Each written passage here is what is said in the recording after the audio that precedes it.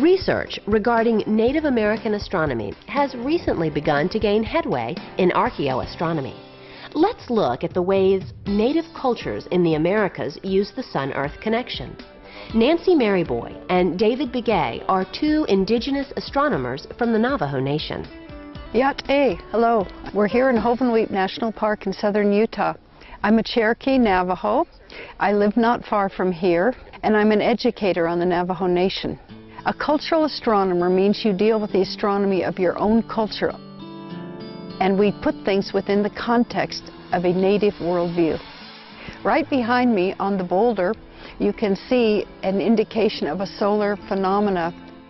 On the boulder, there's two images. One's a concentric circle, one's a spiral. As the sun begins to rise, shafts of light come in from each direction. And as the sun continues to rise, the lights meet in the center. This only happens once a year. This phenomenon occurs on the longest day of the year and is a very appropriate way to mark time.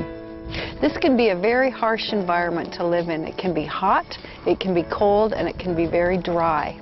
In order to survive, people had to live in accordance with the natural environment, and that meant the natural cosmic environment, the sun, the moon, and the stars.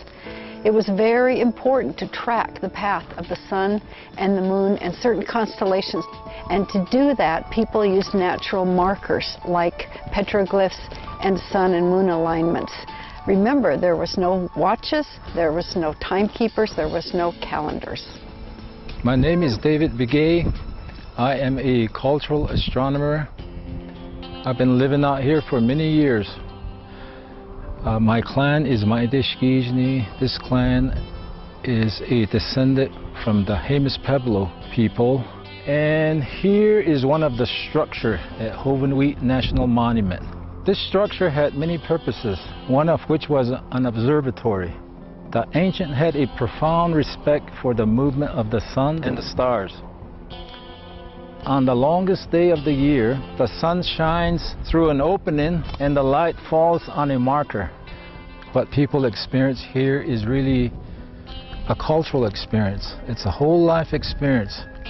People felt the movement of the sun. People felt the movement of the moon.